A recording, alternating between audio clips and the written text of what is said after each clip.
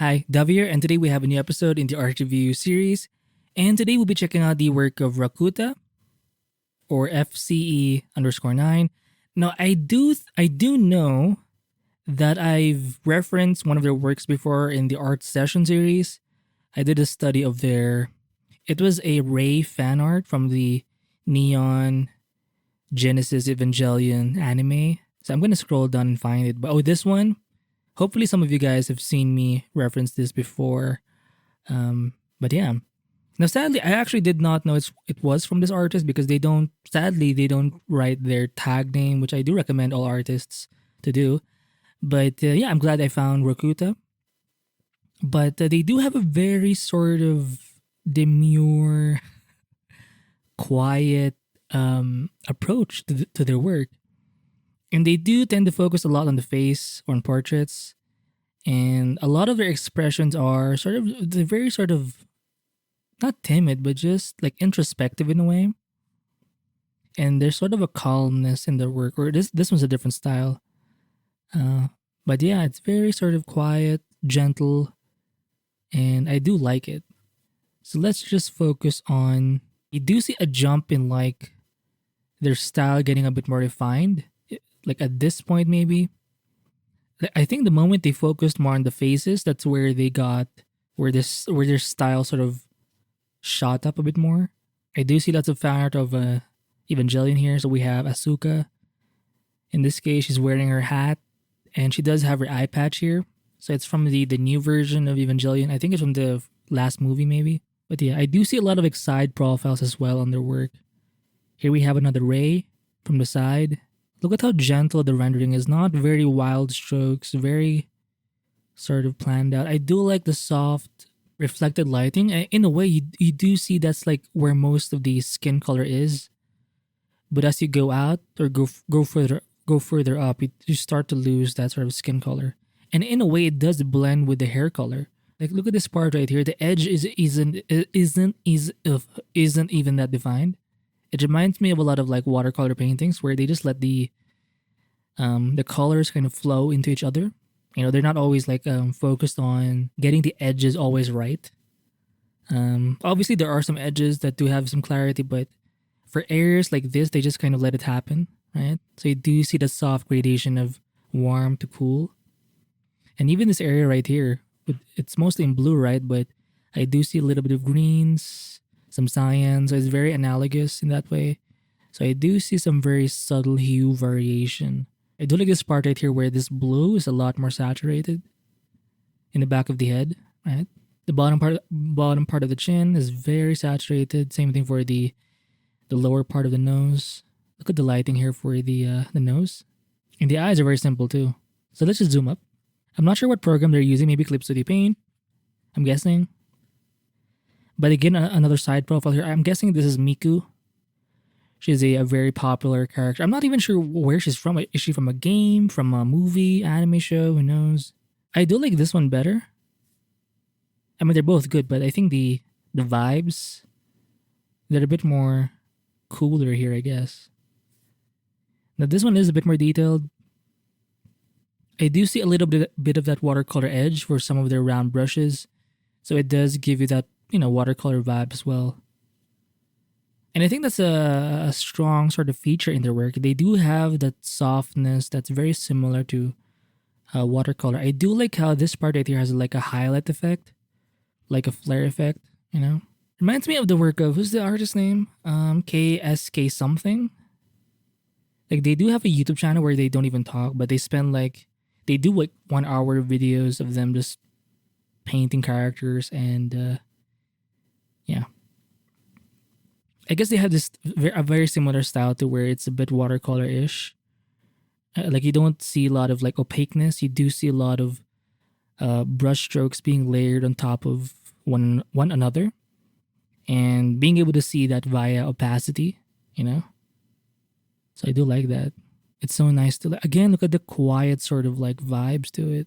Again, another profile sort of study here or sketch. Oh, I do see a little bit of that RGB shift effect happening.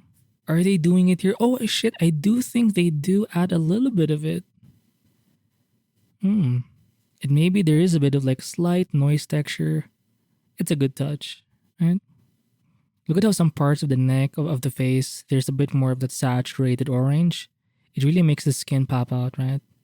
And even the underlighting for this eye, you know how you have the brow ridge, right? But under that, it does capture a little bit of that reflected lighting. So it's going to be a little lighter. That's so cool to look at. This part right here where the eye or where the light is being like, where it's hitting the nose and a bit of the cheeks or the front part of the face, it's so like, the effect just looks so real, you know? Evangelion sketch. Again, RGB shift. Pretty cool. Here we have FIFINE. I do see they like using, is it some kind of rake brush? Sometimes. And I think they do have a style for the face. It's a bit like chibi-ish. Kind of cutesy. Here we have, I forgot the guy's name in FIFINE, the hero guy. Although he does have earrings for this one. Side profile of a character. They're very good with simplifying the hair too. The lighting is just insane for this one. Jeez. Oh, here we have, I forgot their name, Mushoku Tensei guy. Here we have more. Oh, let's see this. Oh, they're sketching, drawing from the iPad. I do think this is Procreate. So they do have a sketch in pencil, as you can see. Then they create a shape or a silhouette of the whole thing. Then they break it into two parts, one in shadow, one in light. So I'm assuming they worked on the shadows and just let everything else as like light. Because you can always work like from the shadows to light or from light to shadow. Okay, so sketch and then shadow, or fuck, I think they started with shadow, or everything was in gray and then they added the lights in. Yeah, I think that makes more sense because most of it is already in shadow. So, okay, so once we have that, they move on to this. How do you do it though? It's a bit of a jump, but it's so simple but complicated. Look at that. I do see a lot of like subtle gradations. Again, very similar to watercolor paintings. You know, the kind of wash effect? And they don't paint over the wash. They leave a lot of it in. Very interesting. And then noise and then a little bit maybe of that RGB shift effect. Very cool.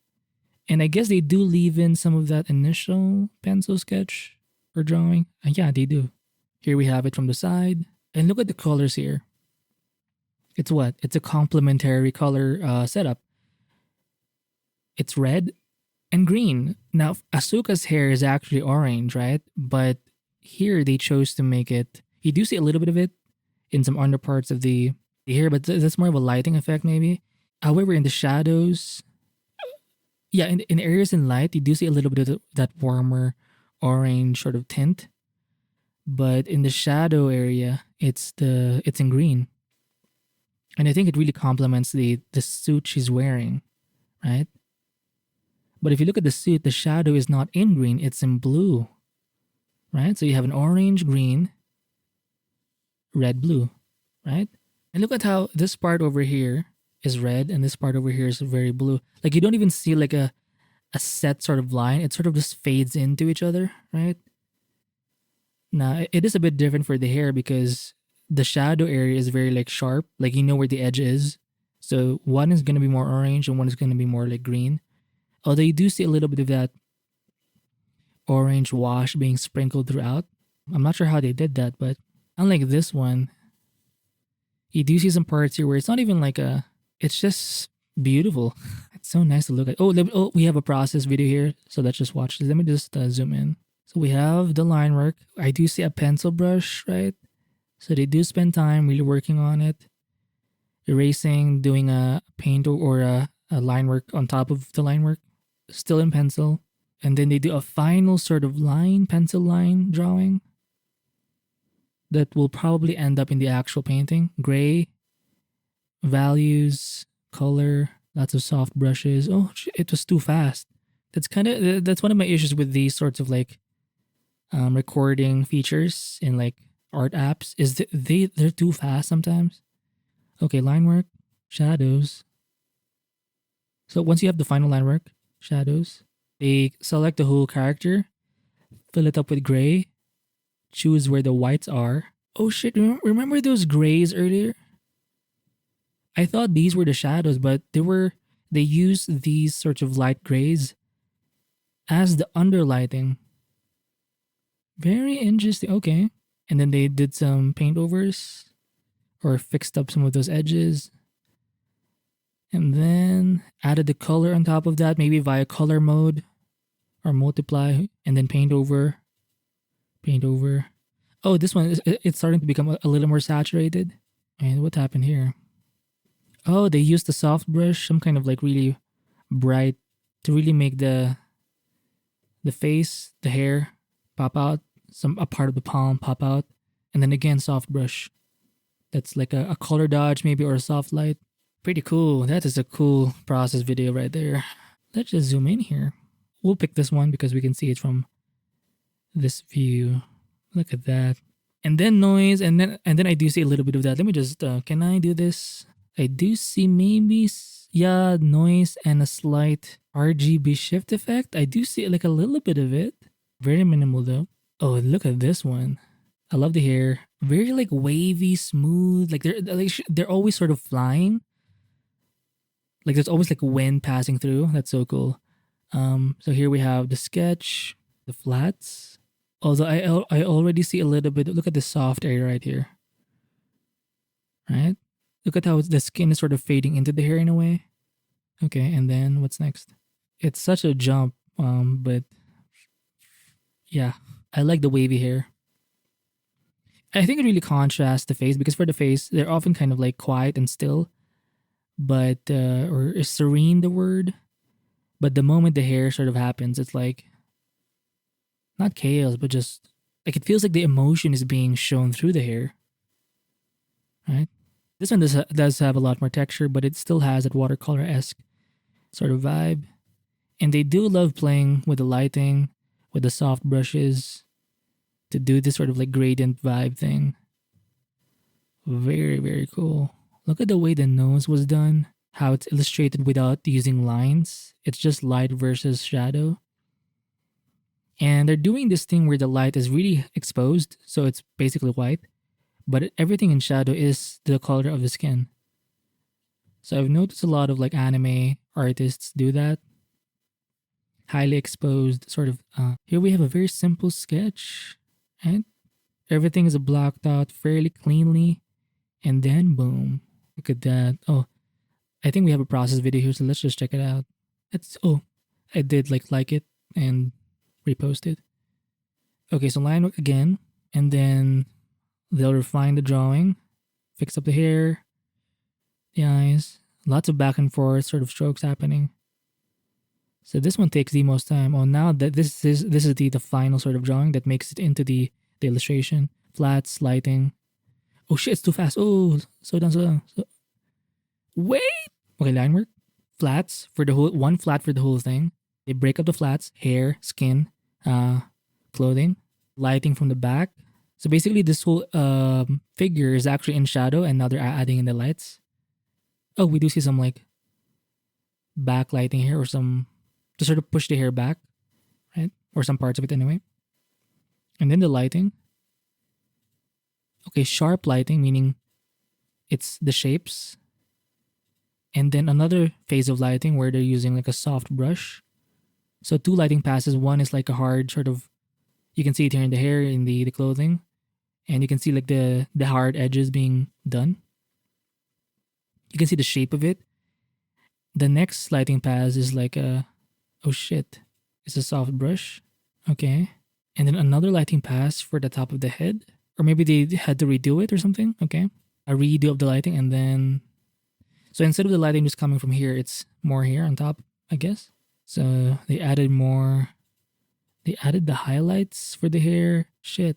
Oh shit, it's too fast. Okay, highlights for the hair. They added something in the eye. They used like a mixer brush or the blending blur tool for this sort of Terminator line. Some soft brushes for these hair highlights. Or not highlights, but in light sort of shapes. They darken the background a bit to make the character pop out even more. So it's kind of like drawing or painting in tone paper. And then minor adjustments. So extra values in the hair, darker values, right? To add some variation. And then maybe a filter. Ooh, I like how they added some extra colors here. The red.